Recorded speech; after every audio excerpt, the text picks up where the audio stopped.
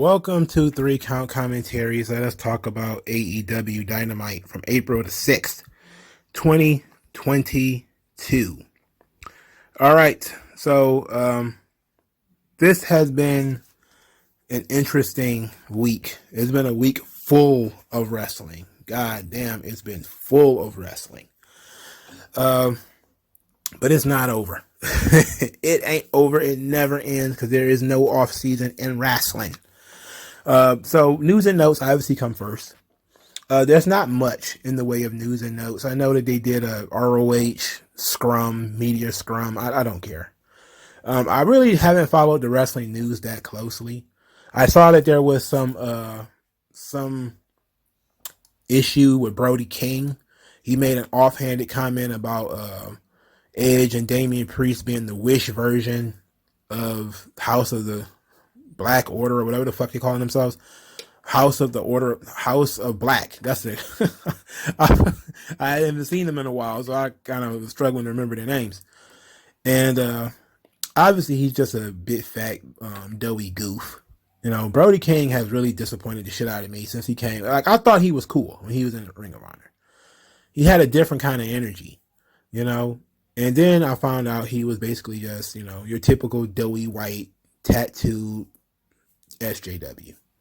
And that was very disappointing. But I'm sure that the Wish version of House of Black will be doing much better than the House of Black. So let's move into Dynamite, because there's still a lot to talk about here on Dynamite. And there's some good stuff here. This is actually a painfully mediocre episode, but you know, which most of them are these days. Dynamite manages to do at least one solid hour of good stuff. And that's usually it. They get the first hour is pretty okay. First hour is pretty not bad. You like, okay, all right, I like this first hour.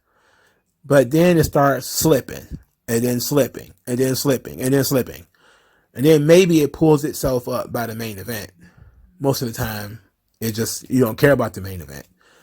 But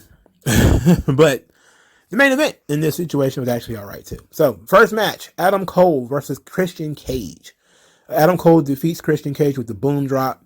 This is Christian Cage's first match on Dynamite in probably forever. It had tons of potential. When I first heard this match was being announced, I was like, oh, that's okay. All right, I will tune in for that main event. Cause I completely forgot about FTR and the Young Bucks. I didn't consider that to be the main event, but okay. Once I saw that they was going to be on the same show, I was like, okay. So Cole and Christian worked hard. The stuff looked good. Christian is, you know, he's not the Christian of old, but he hasn't lost that much. You know, and Cole winning was the right thing to do. But then they went into this whole schmaz after the fact. Whereas Red Dragon jumped Christian Cage post-match. And then Jurassic Express, of course, came down to make the save. Adam Cole then got on the microphone as Hangman Page's music started to play. He's marching to the ring. He tells Hangman Page he's not going to fight him without the AEW World title being on the line. To which Hangman Page is talking to him, and Adam Cole kind of looks away. He's like, you look at me when I'm talking to you, boy. Then he said that the title match that Adam Cole wants is going to be his punishment. They got a live Rampage in Texas, and they want to have themselves a Texas death match. Then he told Adam Cole, if I were you, I'd get my affairs in order. Later in the episode, the Jurassic Express are with Christian, and Christian is very frustrated. He's very upset. And then Jungle Boy talked about how Red Dragon are tough guys. They got those ugly, gnarly cauliflower ears. But, you know, in AEW, the rankings matter. And according to the rankings, Red Dragon is not good enough to be wrestling them. So what they're going to do is they're going to challenge them. We're going to defend the AEW tag team titles against you next week. And that got a pretty good response from the crowd. So this is their opportunity, clearly, to get the belts off of all of these guys and try to shut down some of the complaining that people are doing. The likelihood, and I think the likelihood of Adam Cole and Red Dragon all walking out of Rampage next week as tag team champions and world champion is pretty high. That's just my opinion. I know Tony Khan has been getting blistered over Rampage, and people have really been talking about Rampage's ratings being garbage. And now he's trying to make it a must-see show by putting stars on the show, which, hey, he should have been doing it from the beginning. But there's a reason he went away from it. The show is taped. So now he's probably going to have to start paying for more live episodes. But it's only going to lead to a, at best 1 week jump. Then it's going to go back to his regularly scheduled, whatever it is they do, which is 450,000 viewers or 0.0 or 0.1 or whatever in the ratings. This is going to go back to that. But whatever. I don't hate this, but I do think that Hangman is just going to make his entire title run him bleeding. His entire title run is just going to be, I wrestled a match and I bled. And I bled. And I bled in this match too. And I bled in that one too. Because they're not going to have a Texas death match without blood. So they're just going to say, hey, we're going to bleed in every match now. Okay, sure. So there that go. I think the chances of Hangman losing are pretty high. Okay, I'll say that. And I'm pretty sure Jungle Boy and Jurassic Express are going to lose. If they don't, and they beat the Undisputed Elites all over again, I don't know where you go from here. To be quite honest, you haven't built up anybody else. So, I don't know. Samoa Joe defeated Max Caster to qualify for the Owen Hart tournament. Max Caster raps. He said that he's main event Max, while Samoa Joe is X division. And says that when we was beating them in the ratings, he was the champion. I guess he was talking about NXT. I don't like Max Caster's raps. I think they're pretty basic, Samoa Joe destroyed him with the Muscle Buster because, of course, he did. The post-match was actually good, though, because Jay Lethal shows up, and he's on screen with Sanjay Dutt. And I've never been a big fan of Sanjay Dutt, and I don't see why Sanjay Dutt would ever get a job anywhere. He's just kind of a mediocre Indian dude. Jay Lethal said that he wants the respect that he wanted to show Samoa Joe. But he said that it's okay that Samoa Joe didn't really show him the respect, because what really bothered him is that for 4 months, I tried calling my mentor, but he didn't answer his phone. It seems you only answer your phone for billionaires. You should change your name to the Samoan Gold Digger. I thought that was pretty funny. That was pretty good. Jay Lethal has, a good verbal style. I enjoy it. Then he says that he's going to throw Samoa Joe a welcoming party next week. He's going to roll out the red carpet for him. I'm like, all right. I don't mind this. I don't mind Jay Lethal and Samoa Joe feuding. I think that's actually pretty good. We're not going to talk about, I noticed suspiciously, and I'm going to say it again because I think I've said it before, but the older the guys get on Dynamite, the less you hear about a certain wrestling journalist talking about how old people are. Remember, it was like, January of 2021, where everything was about how old everybody was, how old Edge was, and how old this guy is, and he's in his 30s, he's 35. And it's like, how many guys over the age of 30 has AEW added to their roster since then? Numerous. I think most of the people they've hired since then have been over the age of 30. I'm not saying that that's a bad thing. Just that in order to really get a push in this company, you either got to be from NXT or Ring of Honor. If you're from like a regular indie somewhere, get ready to toil on dark forever. Because unless you got that NXT credibility, or you were on ROH at some point in 2004, you're kind of screwed in AEW. you kind of or your MJF. You're kind of screwed. All right, so the Blackpool Combat Club, they had a promo. Basically, William Regal talked. Said that they feel sorry for Trent Beretta because he has to fight Danielson. And they said that Wheeler Yuta has impressed Bryan Danielson. And that Wheeler Yuta has impressed William Regal. But now he has to impress the hardest of them to impress, and that is Jon Moxley. And then Jon Moxley gave us a promo where he was, swiveling his shoulders and talking about blood raining and blood clouds and some other stuff. And I was just kind of like, okay, sure. if you say so, bud. I was like, I don't know, man. Like, are these wrestling promos or are these like hard rock lyrics from like the 1980s? You know, I'm gonna eat your blood fresh. Like, what? What the hell are you talking about? Later in the episode, Wheeler Yuta was standing there with his freshly minted ROH Pure Championship. Make sure you see that. Make sure you see that. Put some respect on that. Then Taylor, he says, "Oh yeah, remember we trusted you, we loved you, we trained you. I bought you. You were living in my house. You were sleeping on my couch. I bought you these tights that you're wearing. We love you. If you want to be the best wrestler, be the best wrestler with us." Then Trent Beretta interrupted and says, "I don't love him." And then he told him to study his match with Danielson. Then maybe he can learn something from the guys he's looking to turn his back on. Then Yuta and Beretta kind of got into a shoving match. Not a big fan at all of the best friends. Hopefully they break up. I don't see it happening, but hopefully they break up. I would really, really despise the best friends. I'm not a fan of Wheeler Yuta, man. You know, like I've seen so much of him. I've seen him in Ring of Honor. I've seen him in other places. He's just a good technical wrestler. That's it. My God, he's not a TV star. He's not a TV guy. He's the guy that's on the preliminaries of the indies. You know, maybe even main event of the indies, because why not? But he's not that good. You know, I don't see why they so in love with pushing this guy. Shawn Spears wrestled, and I immediately turned my brain off. I don't even remember what happened. All I know is Shawn Dean was in the ring. MJF came out and did commentary. There were security guys laying all over the place, and obviously it was Wardlow beating him up. Wardlow started, you know, of course, coming towards commentary. They almost did the exact same thing they did the previous week. And of course, the distraction, and then there was the finish. I don't know if it was a count out. I don't know if it was a roll up pin. I don't know what happened. All I know is Shawn Dean won. And I was like, I don't care. I don't care about this at all. You can't pay me to care about a Shawn Spears match. I don't give a fuck. All right. He's the most worthless piece of meat ever created and put in front of a camera for the purposes of professional wrestling.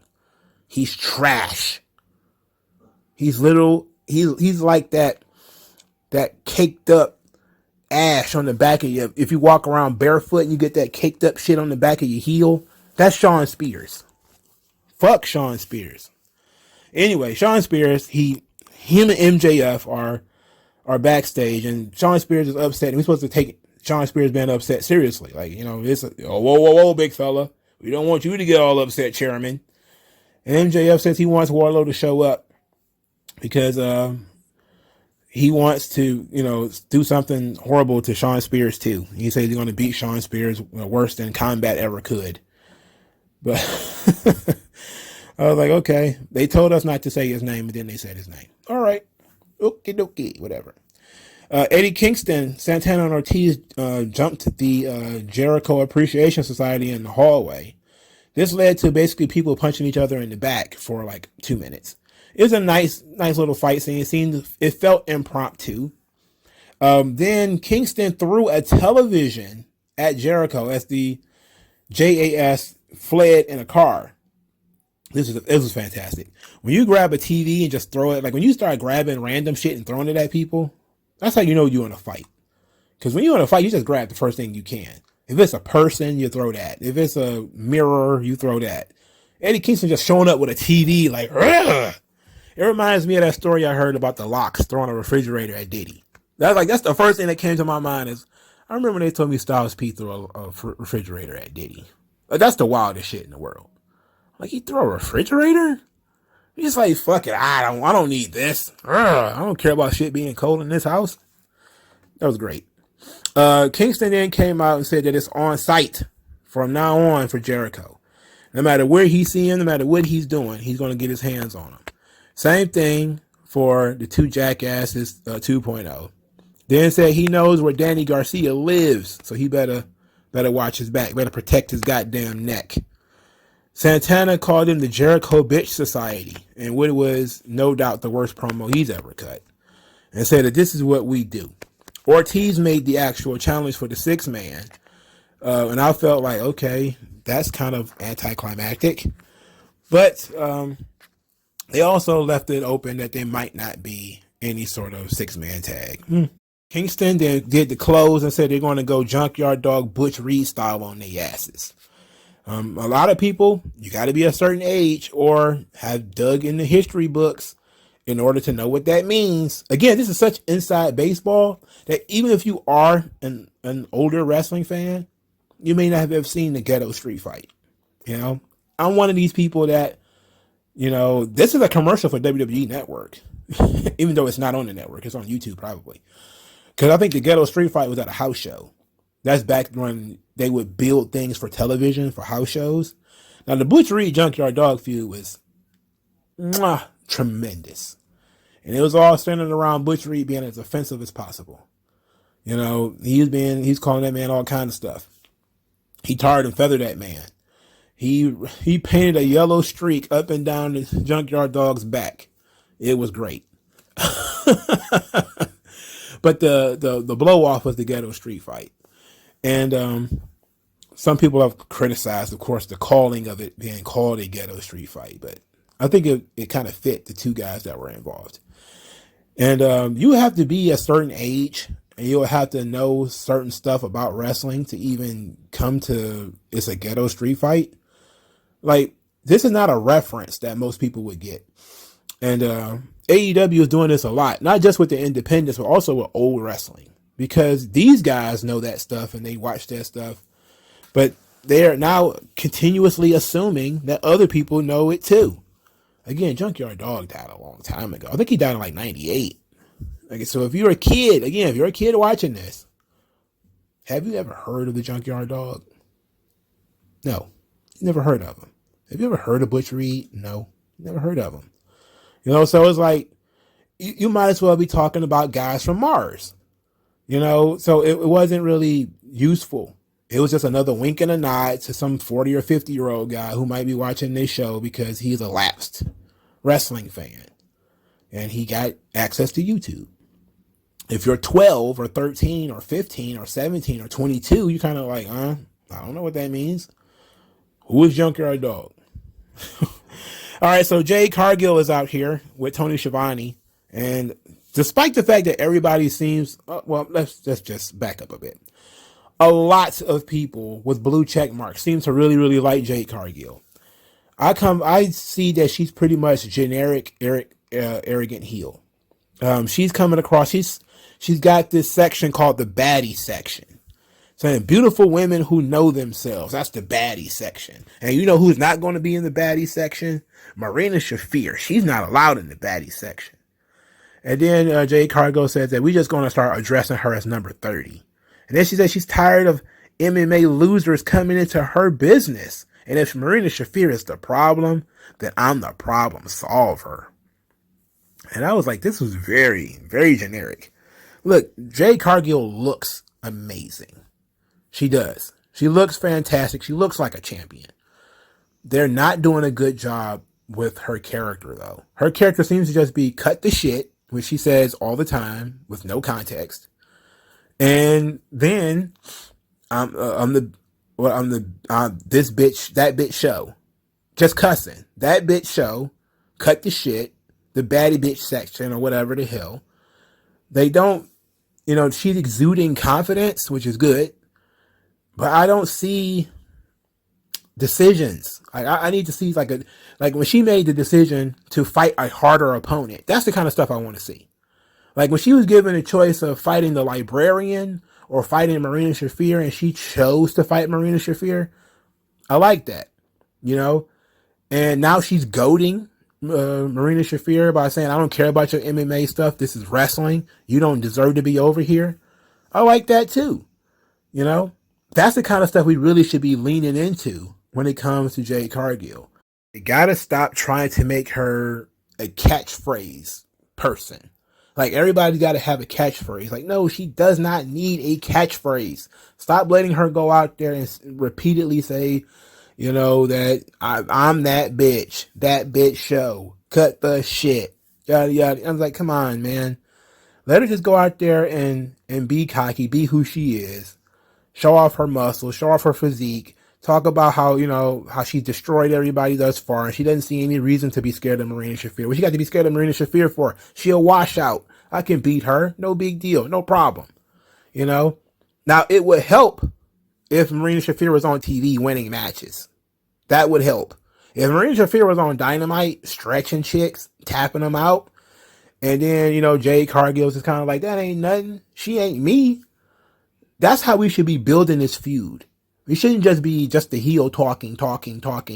I know that's, it's okay, but we should be able to see Marina Shafir. Let's see what Jade Cargill is up against, who she chose to challenge, and this being a tough fight. That's what I want to see. Let's see that. Let's see Marina Shafir twist somebody up and do some really twisted MMA stuff and stuff that's advanced for Jade Cargill, and then let her sell it physically. Either, maybe the first couple of matches, she's kind of cocky, laughing like, that ain't no big deal. And then as Marina Shafir starts doing a little bit more complicated submissions and stuff like that, Jade Cargill will be like, oh, I'm impressed. And then she can start turning into the whole, how the hell would I get out of that? And then that would be like progressing the character where, her confidence is starting to chip away a little bit. Now, because that's the drama. The drama is not in her being cocky all the way up to the point of the match. It is the ebb and flow of it. She's extra cocky because she's undefeated. And we don't know what her opponent is or what her opponent looks like or anything like that. So we just going off of, what Jade Cargill is saying. We need to see more of her opponent. Let's see more of her opponent. And I want to see Jade Cargill react to her opponent's abilities. Let Jade Cargill do commentary while, Marina Shafir work the match and give her feedback. Do more than the baddie section. I don't see the purpose in that. Even though those chicks were fine. They was fine, dog. Speaking of which, the Battle of the Belts 2 will be on April the 16th. I'm guessing this is where we're going to have the Marina Shafir Jade Cargill match. And I'm probably about to be a little controversial because I'm not entirely sure Jade Cargill is going to win that match. I'm not. Now, you may say to yourself, why would they beat Jade Cargill? My thing is, they are making her extra cocky. I'm talking extra over the top cocky. The kind of extra over the top cocky that you would actually need to see her humbled. Is it entirely possible that we're going to build this match up to a Battle of the Belts and then Marina Shafir is going to beat her? I don't know. I'm just putting it out there. I might be the only person on the planet who thinks that Jade Cargill is probably going to lose. But I'm willing to take that chance. I don't care. There's no cost to being wrong. If I'm wrong, I'm wrong. Shit, who cares? The tables match. Hardys versus the Butcher and the Blade.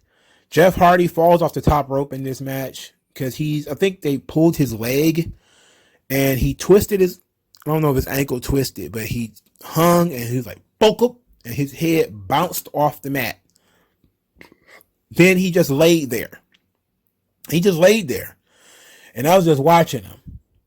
I was just like, okay, Jeff, you feel free to grab your head or, sell the neck or whatever. He just laid there. And I was like, Jeff,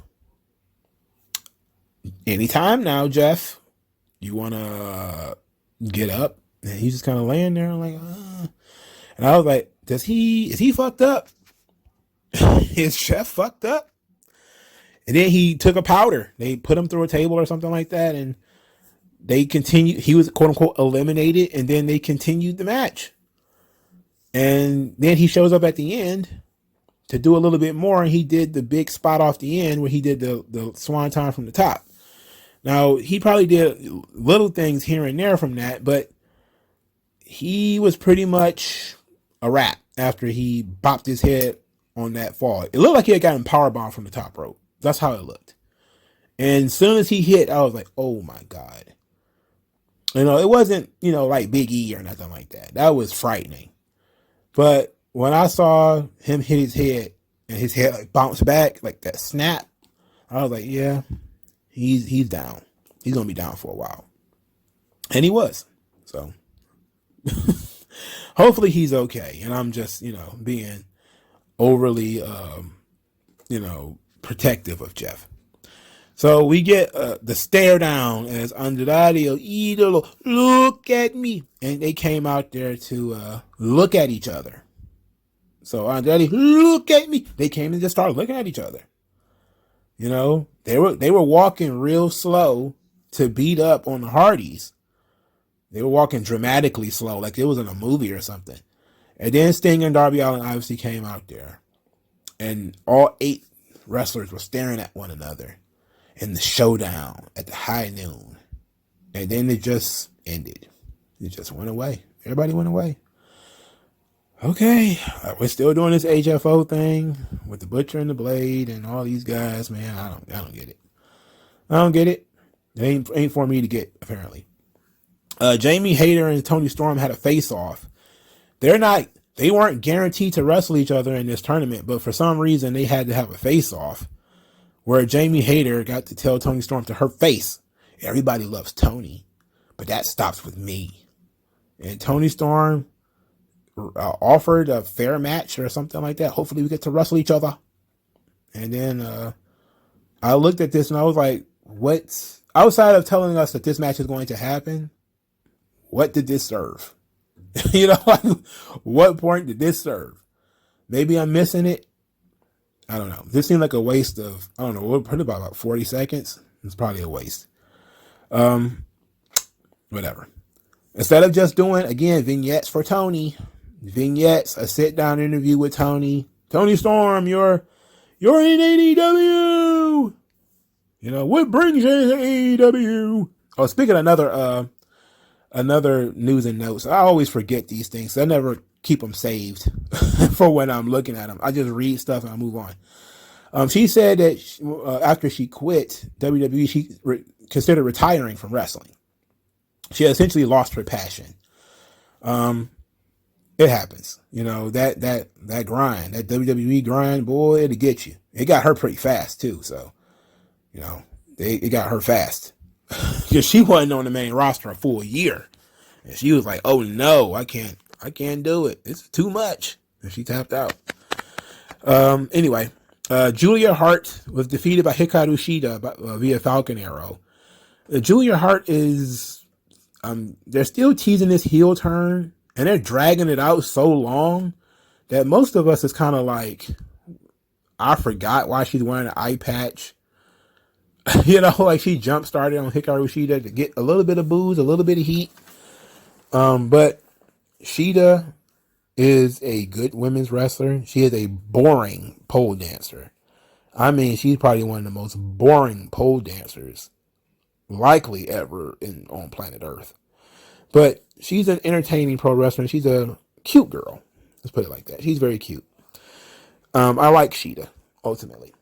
So she won. They're still not willing to turn Julia Hart, so whatever. Serena Deeb threatened to jump Hikaru Shida from behind because their feud is never over. She got caught and instead it was a standoff. Yet another standoff. How many standoffs are we going to have on this show? With people just staring at one each other and then somebody choosing to walk away. Serena Deeb had a chair while Hikaru Shida had a kendo stick.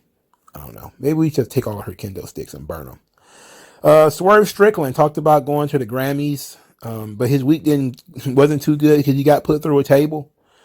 Then he left Tony Schiavone, said he had something else to do. Then he was immediately accosted by Powerhouse Hobbs and Ricky Starks. And hey, guess who else was just happened to be hanging around back there?